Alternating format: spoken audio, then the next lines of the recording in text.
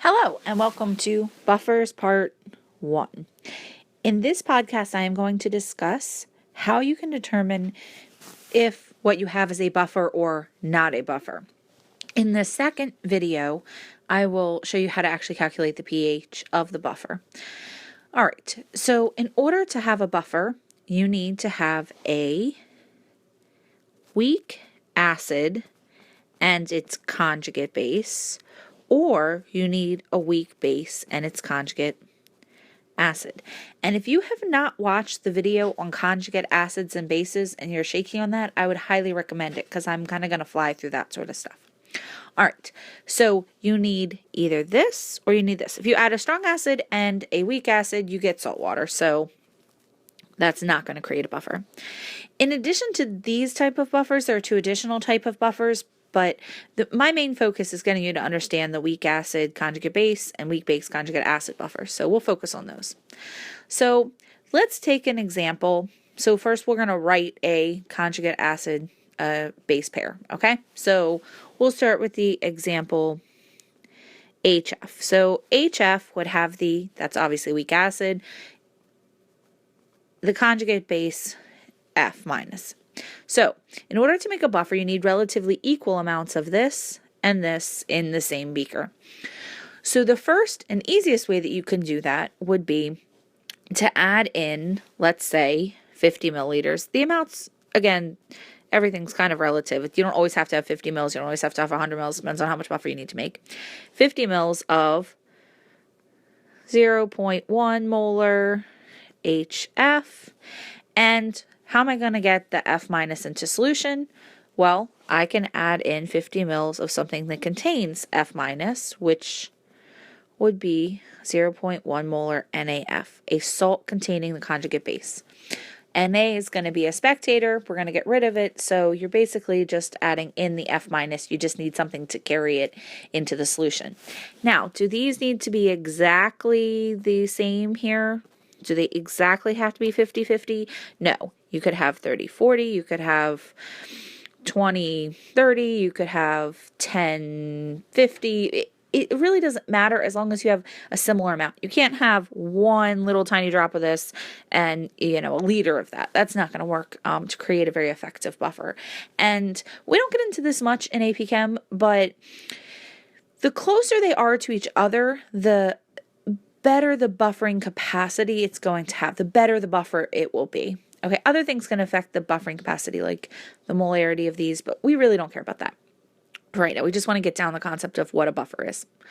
So let's take another example. This time we're going to start with a weak base. So an easy example of a weak base would be NH3, and its conjugate acid is going to be NH4+, because we know conjugate acids have a +1 charge.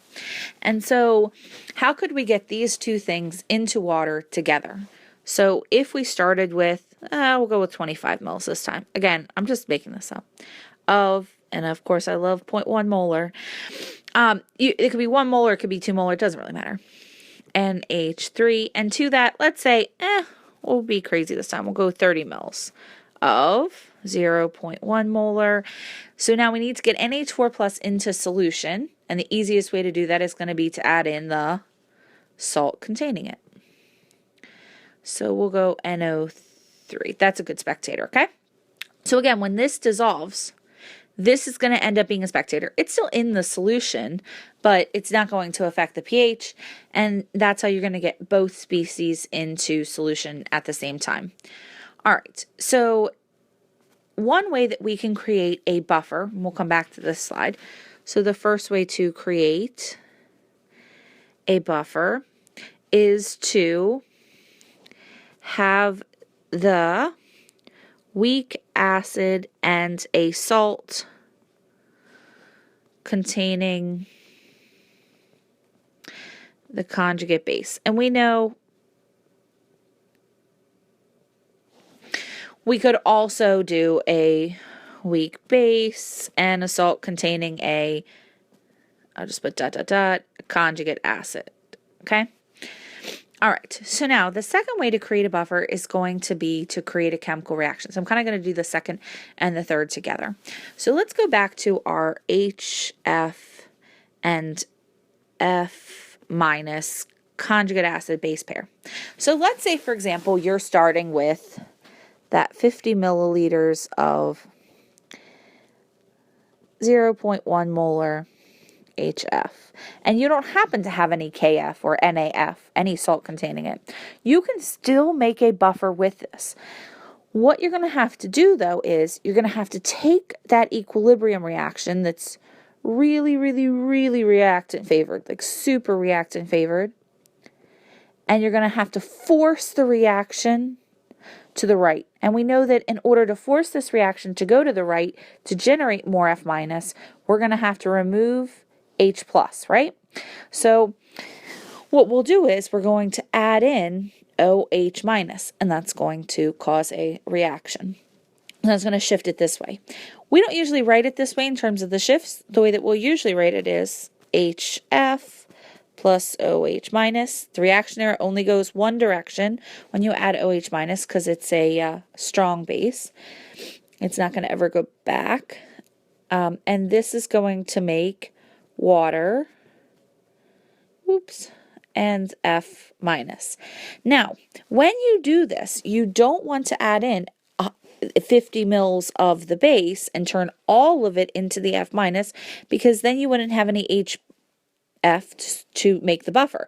So you want half of it to stay this approximately, and half of it to turn into this. So instead of adding in 50 mils of OH minus, we're going to add in 25 mils, so that again, it only reacts with half of this. So what we're going to do is add in, so that would be another way to make the buffer. All right, the last way to make a buffer with that system, so again, we're back to HF and F minus, would be, let's say, for example, we don't have any HF. Let's say that we only have F minus. So how would we have F minus? We would have it in the form of the salt NaF. Well, what could we add to that to remake the HF so that we could have a buffer? So if we add in something like HCl to this, well, what's that going to do? F minus plus H plus is going to make that's HF. Okay. HF. And again, you don't want to add in too much of that because that'll turn all of it into this and you won't have any of this left. So we want these to be roughly equal amounts. So if we start with 50 mils of 0.1 molar NaF, we would need to add with it approximately half of 0.1 molar HCl. So that would make a buffer. All right, so now let's go to our buffer system here, the one with the NH3, the weak base, and its conjugate acid. So again, we have 25 mils of 0.1 molar NH3. If we don't have that salt containing the NH4 plus, its conjugate acid, what could we add to it to make it form the conjugate acid? Well, if you have a base and you add a strong acid, that will force the reaction to make the NH4 plus.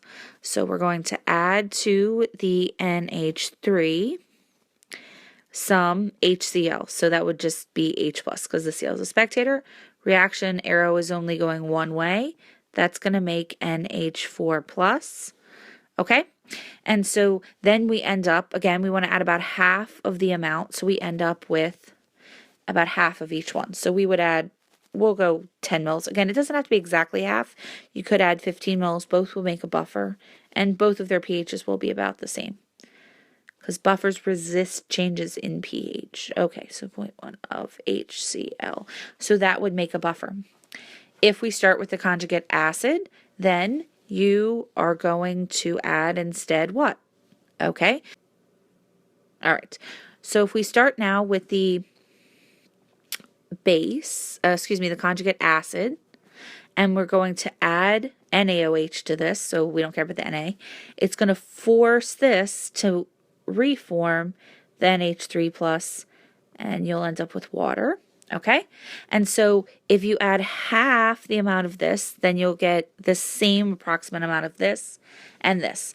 So Again, you don't have to add exactly 12.5. So to this, we could add 10 mils, or we could add 15 mils. Both, again, will make a buffer of the 0.1 NaOH, or it could be KOH, anything with a strong base. The next video, again, because it's getting too long, will have a series of practice problems with how to make a buffer.